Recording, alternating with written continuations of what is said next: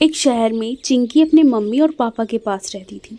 वो अपने मम्मी और पापा की बात कभी नहीं मानती थी। बस वो कुछ ना कुछ लॉजिक लगाकर उनको हमेशा टाल देती थी।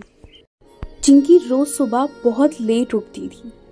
उसे सुबह उठना बिल्कुल पसंद नहीं था। उसकी ना उठने की वजह से उसका स्कूल भी कभी कभी मिस हो जाता था।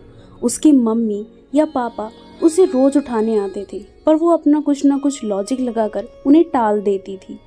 क्योंकि चिंकी पापा की बहुत लाडली थी, तो उसको डांट का बिल्कुल फिक्र नहीं था।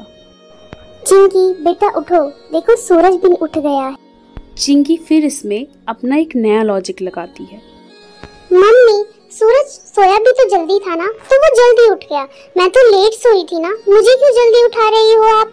हे भगवान, क्या करूं मैं इस लड़की का? फिर एक लॉजिक, चल जल्दी से उठ गया, मैंने बहुत अच्छा खाना बनाया है। चिंकी और उसके पापा डाइनिंग टेबल पर बैठ जाते हैं। अरे कहाँ रह गई, जल्दी लाओ ना खाना। पता नहीं मम्मी कब खाना लाएंगी। मम्मी जल्दी खाना लाओ ना मम्मी। चिंकी की मम्मी किचन में से कहती हैं, अरे आ रही हूँ।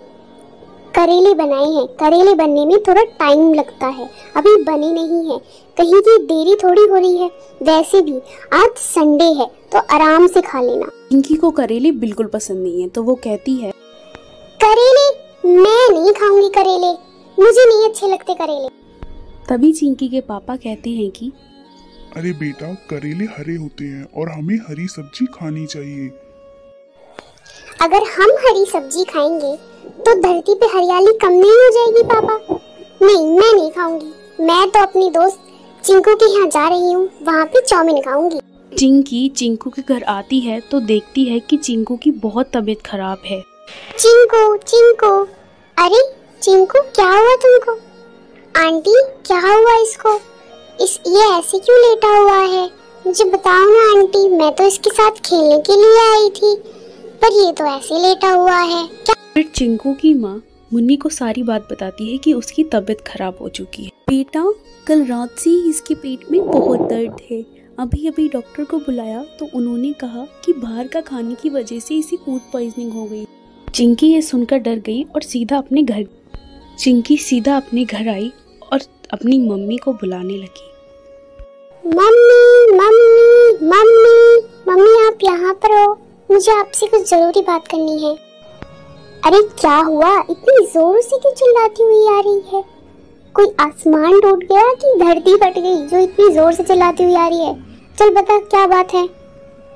चिंकी अपनी मम्मी को सारी बात बताती है और उनसे माफी मांगती।